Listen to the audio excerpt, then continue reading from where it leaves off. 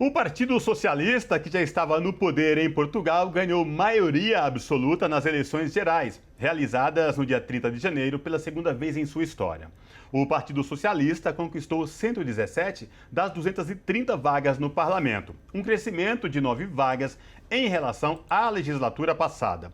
Sobre esse assunto, nós conversamos agora com Boaventura de Souza Santos, sociólogo e também professor catedrático jubilado da Faculdade de Coimbra, da Universidade de Coimbra, aliás, diretor emérito do Centro de Estudos Sociais da Universidade de Coimbra e coordenador do Observatório Científico de Justiça. Boa noite, professor Boaventura, prazer falar com o senhor, seja muito bem-vindo. Olá, Cosmo, olá, Maria Teresa, um prazer enorme estar convosco. Prazer é todo nosso, professor. Professor, eu gostaria que o senhor começasse nosso bate-papo aqui para os nossos telespectadores da TVT e também ouvintes da Rádio Brasil Atual, falando dessa vitória do Partido Socialista Português nas eleições aí em Portugal, e que chamou muita atenção que os institutos de pesquisas avisavam que ia ser uma disputa apertadíssima e que talvez o PS não iria eleger maioria. E o que nós vimos após o fechamento das urnas, o PS não só ganha, como ganha a maioria para governar Portugal, professor. Sem dúvida, Cosmo, é muito surpreendente. Aliás, Portugal será agora o único país europeu a ser governado por um partido socialista, um só partido, e com maioria absoluta. E ainda é mais surpreendente porque isto ocorre depois deste partido estar 6 anos no governo e 2 anos de pandemia. Portanto, é realmente surpreendente.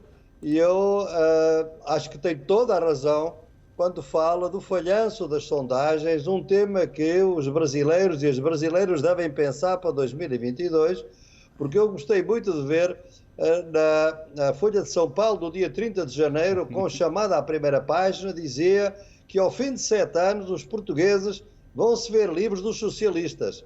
Bem, no dia seguinte, o PS estava com maioria absoluta. Realmente é muito curioso. Eu acho que houve, Cosmo, vários fatores para isto, não é? O primeiro é o seguinte: o primeiro, obviamente, é que o governo, Portugal é um dos países que internacionalmente é hoje reconhecido como sendo um dos países que melhor conduziu a proteção da população durante a pandemia. É um país onde, graças ao governo e à oposição, não foi só o governo, não houve politização da pandemia. A pandemia era uma questão científica e tratou-se como tal. Era uma pandemia e acabou. A voz foi para a ciência, não é? E por isso é um país que tem, a seguir aos Emirados Árabes Unidos, é o país com mais vacinação completa, 97% da população. E, portanto, é realmente notável e é uma população pequena, como sabem, 10 milhões de habitantes, envelhecida e, portanto, muito preocupada com a saúde, com a proteção, etc. E, naturalmente, que os eleitores reconheceram que este governo tinha realmente protegido eficazmente, dentro dos limites, a vida dos cidadãos. E, portanto, quando no final de dezembro se pôs a questão da rejeição do orçamento por parte do Bloco de Esquerda e do Partido Comunista, ou seja, os dois partidos à esquerda do Partido Socialista, que vinham a viabilizar o governo socialista, porque era um governo minoritário, quando eles rejeitaram, realmente houve muita gente que se sentiu um grande mal-estar, porque era uma crise política, de alguma maneira, artificial. Alguns, no caso dos comunistas e os bloquistas, diziam que a crise estava a ser provocada artificialmente pelo governo para obter maioria absoluta. Uma hipótese pouco crível, porque um governo em pandemia a submeter-se a eleições é sempre muito arriscado. Eu penso que houve aqui realmente alguma culpa de todos os partidos envolvidos. A verdade é que o governo caiu e foi preciso eleições gerais antecipadas. E nestas, os portugueses mostraram que realmente, neste momento, a sua prioridade era a estabilidade das políticas sanitárias. Nós estamos ainda com a variante Omicron, claro que como toda a gente está vacinada, os índices de morte, de mortalidade são baixíssimos, mas estamos com 60 mortes por dia, mesmo assim para o Portugal é alto. Eu continuo na minha aldeia, ainda confinado de alguma maneira, não é preciso, mas com proteção, obviamente. Na universidade ainda temos muita restrição. Calcula-se que o pico não será antes daqui a uma semana. Portanto, isto foi um dos fatores grandes. Mas houve um segundo fator, Cosmo e Maria Teresa. Esse fator foi o medo, a ansiedade na possibilidade da extrema-direita fascisante voltar a ter algum poder em Portugal. Porquê? Porque nós temos um partido de extrema-direita, temos dois partidos de ultradireita, um de extrema-direita mesmo, de vocação fascista e quase ditatorial, eu diria, que se chama Chega, e que tinha apenas um deputado. E o outro, uma ultradireita, que tem um programa de governo basicamente igual ao Ronald Reagan de 1980. Nada de impostos para os ricos e tudo privatizado e salve-se quem puder. Chamamos a isso darwinismo social, isto é, sobrevivência do mais forte. Bem, mas com capacidade de atrair os jovens, que não estão preocupados com a saúde, nem com a proteção, etc. Bem, o que aconteceu foi que o líder do principal partido da oposição, que é o PSD, os sociais-democratas, recusou-se a negar a possibilidade de fazer um acordo com o Chega, com a extrema-direita. Isto é, se o PS não ganhasse as eleições e o Presidente da República pedisse ao partido da direita para formar governo, ele provavelmente iria buscar o apoio do Chega, que aliás passou de um deputado para, penso eu, 17 ou 16 deputados, não posso dizer agora. Mas é uma subida absolutamente exponencial, não é? E, portanto, poderíamos estar neste momento em Portugal, o partido de extrema-direita, a discutir que ministério é que quer. Certamente o Ministério das Polícias, o Ministério do Interior, que nós chamamos de administração interna, porque os fascistas gostam muito de polícias e de armamentos, não é?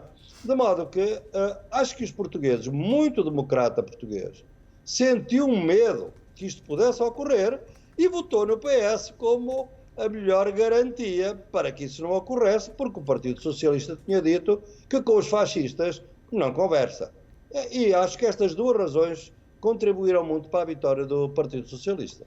Professor, eu ia perguntar justamente do partido de extrema-direita, o Chega, que também surpreendeu exatamente nesse ponto.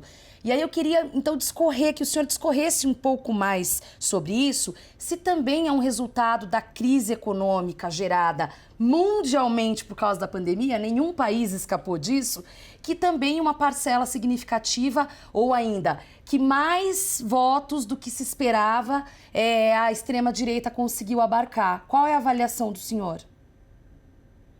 A avaliação é a seguinte, é que nós não podemos de maneira nenhuma dizer que este governo socialista foi um governo de pleno êxito no sentido da proteção social. Ele evitou o pior, que eram as políticas da direita que tivemos a partir de 2011, mas de facto foi pouco ousado na integração social e na inclusão social. Nós continuamos com um salário baixo, um salário mínimo bastante baixo, os salários médios estão abaixo da média europeia, e, portanto, não houve tanta qualificação na sociedade portuguesa quanto poderia existir.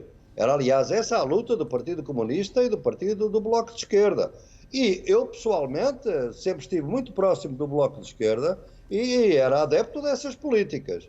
Só que, obviamente, me distanciei quando vi que isso levava à queda do governo, porque previ exatamente que a direita ia ganhar. Porquê é que ganhou?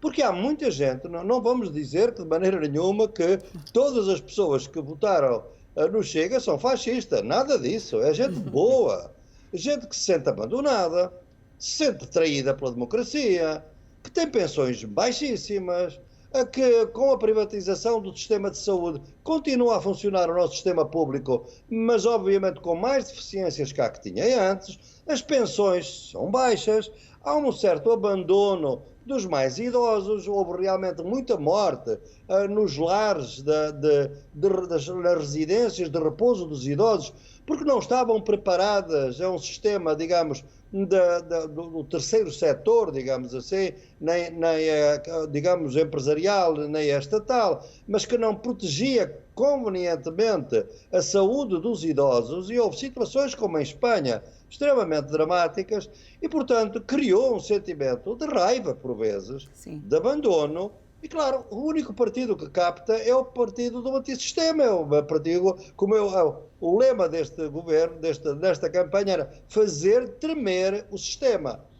E, portanto, é isso que é perigoso, porque eles têm, como sempre, a extrema-direita no mundo, como, aliás, têm visto no Brasil. Eles são muito bons a destruir, mas muito maus a construir. Quer dizer, quando se trata de governar, tem que se fazer uma política para as pessoas também. Seja boa, seja má. Não pode ser destrutiva e simplesmente a destruir tudo aquilo que existia antes.